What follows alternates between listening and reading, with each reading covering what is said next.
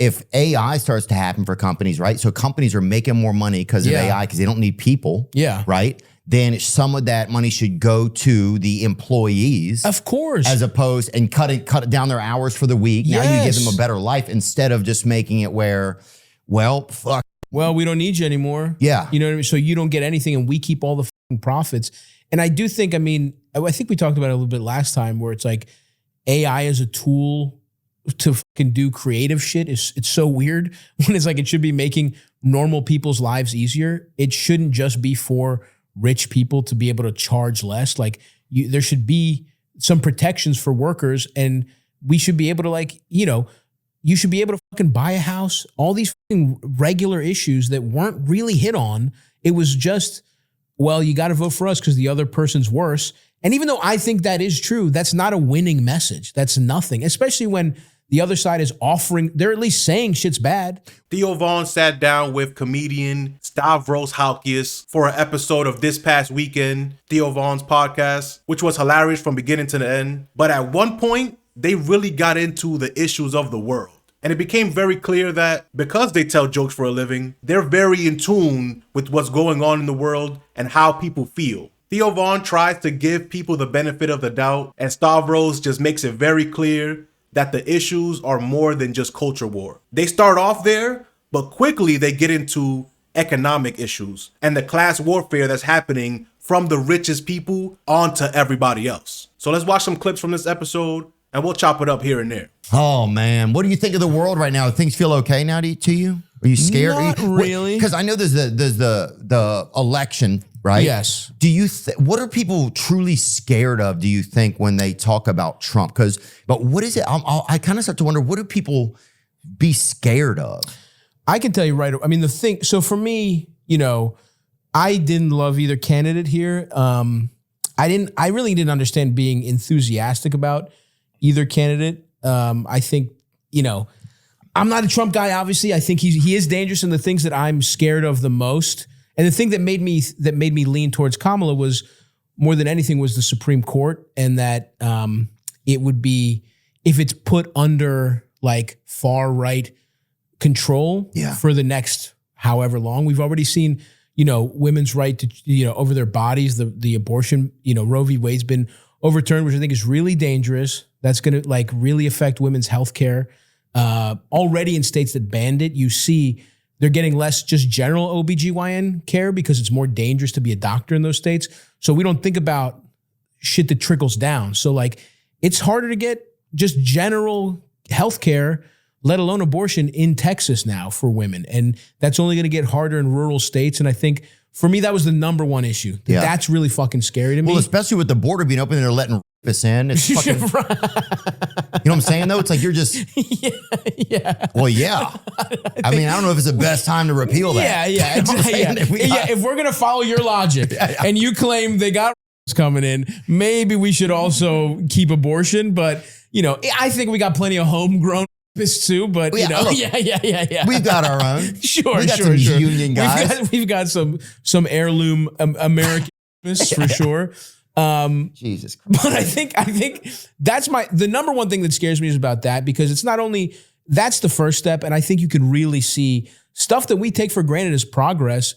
Gay marriage is another thing. There's a really weird cultural. I think this is what happens anytime the party that's backed by the powers that be, big business, the rich people, the richest people in the world want far right politicians. And I think if you think still, absolutely, without question. I feel like tech is now. I just feel like the parties Elon have Musk changed. is a huge Trump guy. That's a good point. I think rich people will support whoever's in power, number one, but they want to transfer wealth from the poor to the rich. They've been really good at doing it. The biggest issue, I think, the reason the Democrats lost is because they pretend that there is no problem. It's like, that's fucking crazy. You have to tell people that, yes, there are issues here. Shit is more expensive. I think inflation, a big part of inflation is that companies realize they can just charge you more and say it's somebody else's fault. A lot of it's price gouging. That's fucking true. The richest people in the world need fear politics, right-wing politics, making sure that all social programs are privatized, making sure transportation is privatized, making sure health insurance is privatized. Even when they talk about immigration, it's about you should accept whatever happens to you here if you don't want me to call ICE. And then the Democrats play their role in that system, which is pretending like nothing's happening. Because if they acknowledge that things are messed up, they would have to do something for the people, do something for society positively. But they don't want to do that. Their job is to maintain the system as is. The Republicans' job is to dismantle the system and sell it off for parts, while the Democrats don't do anything positively or pretend like nothing's wrong. That's why both parties love to lean on culture war issues, because it's a great distraction. It's easy to tell somebody the reason why you're so close to homelessness is because some immigrants is taking your job than it is to say because your job bribe politicians to make sure your pay is less than a living wage. What politician would say that if they're the ones getting bribed in the situation? All they care about is their own power. And everything gets so much more expensive. And companies are, some of it is just real inflation, but some of it is companies are hiding behind inflation. And like, Democrats did nothing to stop price gouging, right? They didn't even say they were going to do it. You can't tell people that things are going good when they're just clearly not.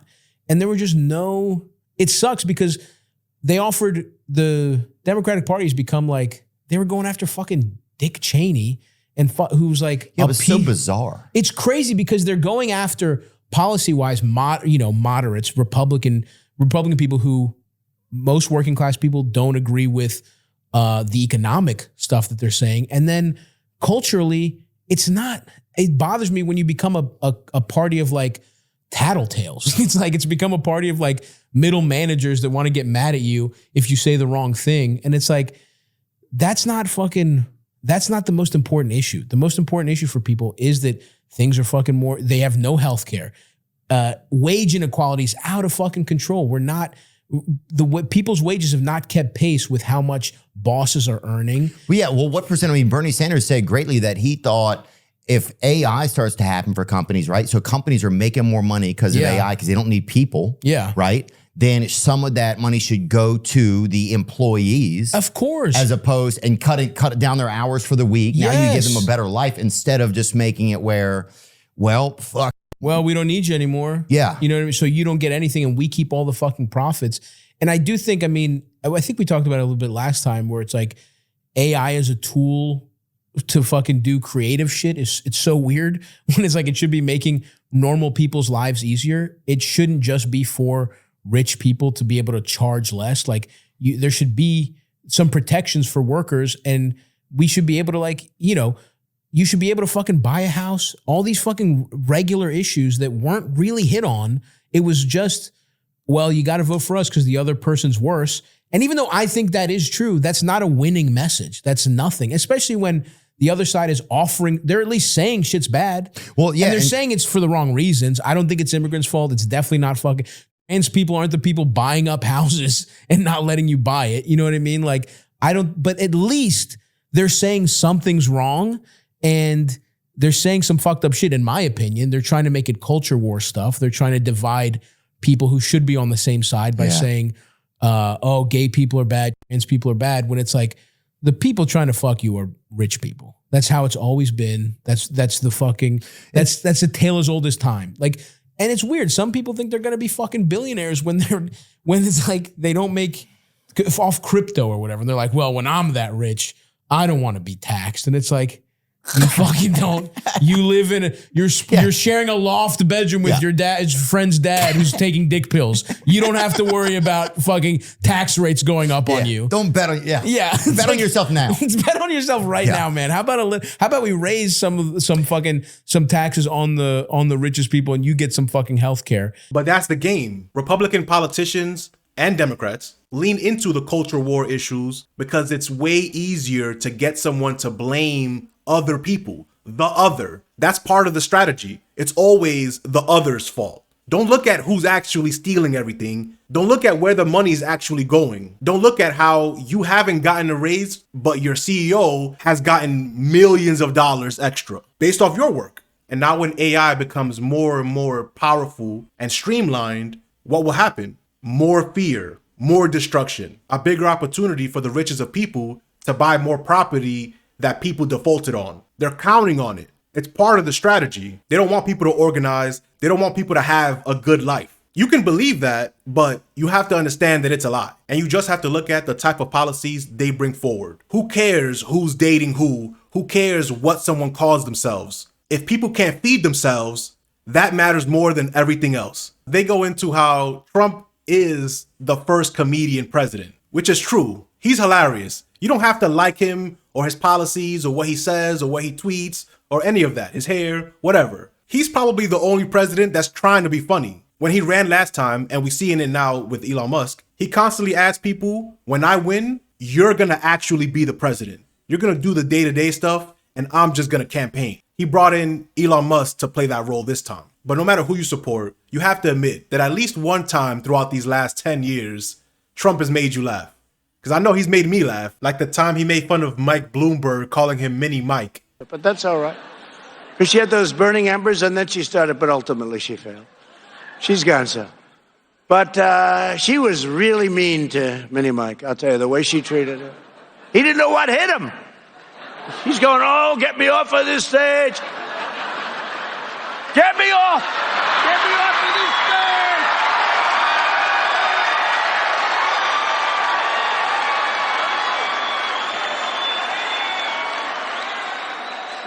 He's clearly a comedian. And this is even better because Mike Bloomberg is a piece of shit. Dude, the best was he brought up Nikki Jam. He thought it was a woman. He's like, Nikki Jam is here.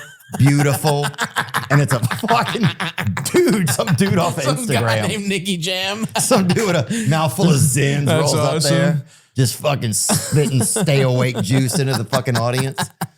No, Oh, he's man. so but that like I'm not gonna sit here and tell you the guys. He's so fucking funny. But so it's the courts. So that's one thing that because I just hear that a lot. People are like, I'm so scared. I'm like, what are you fucking like? That's a part. I just never believe the government's going to affect my life that much. I right? agree with you. The president doesn't have that much power. And if it wasn't for the Supreme Court, I would be like, who really gives a fuck? The Democrats didn't run any kind of coherent campaign. They don't want to. I hope this will make, because look, my politics are further left than that. I'm not a Democrat registered. Bernie is the only guy I liked in a long time because I thought he was the only human being who was like a real person of integrity. I think Donald Trump just is the idea that he's different from politicians is crazy. He's a rich guy who had, he grew up rich. He's a class president for sure type. Yeah, and it's like his dad, he was like his dad was a fucking slumlord. He's just a rich guy who's fucked over people on deals forever. I have class issues, right? I tend to not trust super rich guys and I don't see how he's going to do anything different. I think it's naive to think he's going to be different than, I understand not trusting the Democratic establishment, but it's like, to me, Trump's funny, but he's a fucking billionaire propped up by other billionaires. I think he's part of just the complex that runs our country, and I don't think he's any different. Right. That's the main thing right there. Imagine if any politician that ran against Trump said that. And not just said it, but actually believed it and actually moved with that idea, with that in mind. Trying to pretend that Trump is something different than just a standard lying politician propped up by billionaires to do their bidding is a lie. No other politician can say that because they're also propped up by billionaires to do their bidding. The culture war stuff is all jokes, but the class war stuff, they get really serious, kind of. The only person that I like... It's going to be a challenge to see if he is. Like, I mean, they'll think, He was already... That's the other weird thing. We're talking about him like he's this shaking up force. He was already fucking president. He's not new. That's what's weird. Both of them were, that was a fallacy both of them had. It was like, and Kamala's like, it'll be different. Like, well, it's fucking... I know, and go home and make it different right now. And that's why absolutely, you're in power right now. Do something. God knows Joe ain't doing shit. That guy's been having ice cream for 6 months. I know, and they pretended. And when that's what lost me as a Democrat. That's when they lost me, was when they lied about, or when I just didn't like the way they treated that old man. Yeah. It's not fucking cool. Because then he believes he's doing great. Totally. So he wakes up every day. Any different. He's listening to the music. He's fucking riding for his bike. He's looking for fucking... Yeah. I mean, what are they doing here? He's looking awesome. What there, is this, honestly. dude? Is this the end of Amazing Race? He's got, to heaven? It looks like he's just about to finish a fucking marathon. Yeah, and they're like, but he just got out of his car. And they're still pretending every day. They just told him the other day he's the fucking mayor of Wisconsin. And he's like, and they're giving him unlimited. Can I have some cheese curds? Yeah, unlimited ice cream and milk. Well, and that's why I agree with you. I think they made a fucking huge mistake in running him again. Like when he ran the first time, it's like, I get it. People were scared of another thing of Trump. So like put some fucking, put some middle of the road ass Democrat, but then they should have had an open primary. Like, yeah, it just seemed like a railroaded thing. People could actually vote on the issues they care about. And they just didn't do that. See, they know Bernie was railroaded. So why didn't Bernie know that? It's because he's part of the game too. In 2016, he bucked the system. That's why he got everybody's support. But ever since then, he's folded to the party. If you gave money to Bernie, you're still receiving emails from the Democratic Party, no matter how many times you try to unsubscribe. Because his job is to collect all that energy outside of the party and drive it back into the Democrats, where souls go to die. So Bernie seems like the good old man, but actually, he's part of the same system. And she even had an opportunity to, if she came out with any fucking... I'm just pissed off. She didn't release any new music. There was nothing new. Let's say there that. was all Biden remixes, and nobody liked Biden. Yeah, and you can't just hit. And she tried to go after blacks with a mixtape. You got to fucking little production. Yeah, it was. She dropped a lot of diss tracks. Yeah, but nothing new. No, just didn't hit. Even if they do it in a comedic way, which is the best way to get this message across, they're pinpointing the fact that Biden was already a failed candidate. Nobody wanted him to be president. So running as Biden 2.0 will never win. And for those of you who supported Biden, he called himself a prostitute of big corporations way before he lost his mind. Now he's a senile old man. So if it was recently, it'll be one thing. But this wasn't recent. This was a long time ago. Senator, I'm sure that you would agree that your service in the Senate up to this point has not reflected any particular concern for the larger contributors. Well, the fortunate thing is I didn't have many larger contributors, and the only reason, I went to the big guys for the money. I was ready to prostitute myself in the manner in which I talk about it, but what happened was they said, come back when you're 40, son, and so I had to go out.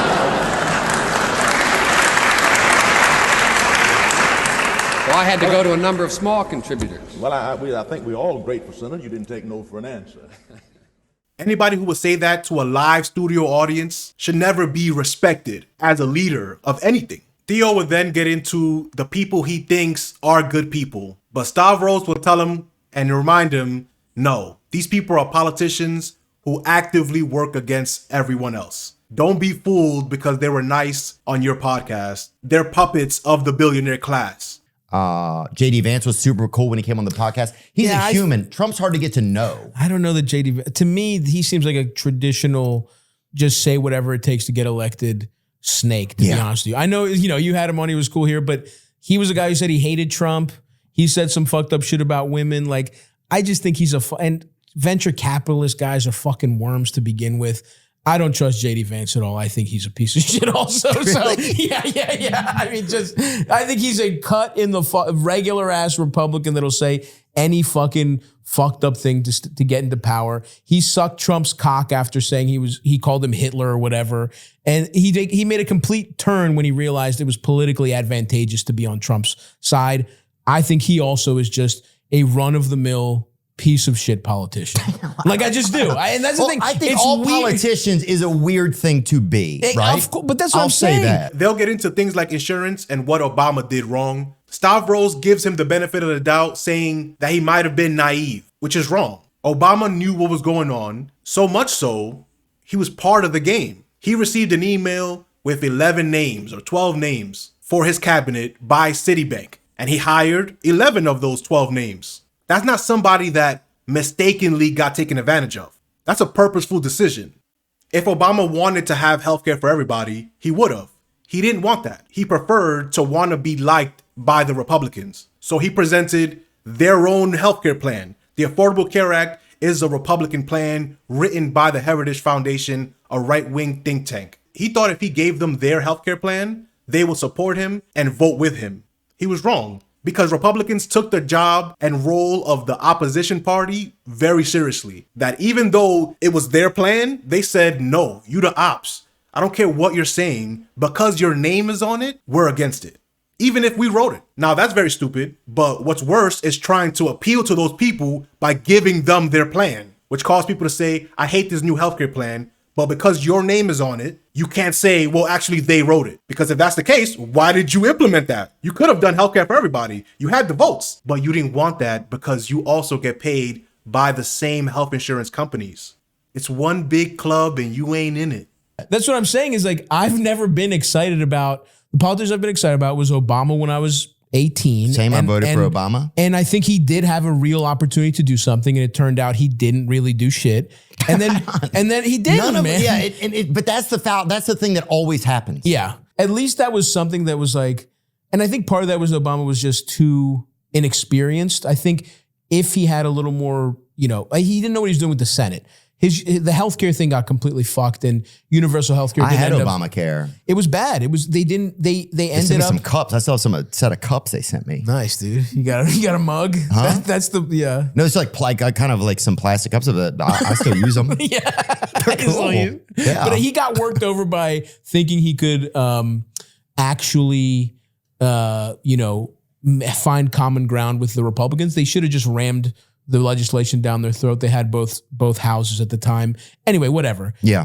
The only person I was excited about was Bernie, because I think he was actually in that run in 2016. He was like, he would have been cool. Would have been cool, but the Democrats shut that shit down. Hey man, well I like Vance as a guy. Seemed like a nice guy. Yeah. I know that like he's like, they say like Peter Thiel is like the guy that got him in office, that sort of thing. Yeah. But then you start to see that all these guys have backers. Will things be different with some of these guys? I don't know. If you know that the only reason someone has any type of power was because they were funded by CIA-backed Peter Thiel, that should raise crazy red flags. It doesn't matter how nice they were to you on your podcast.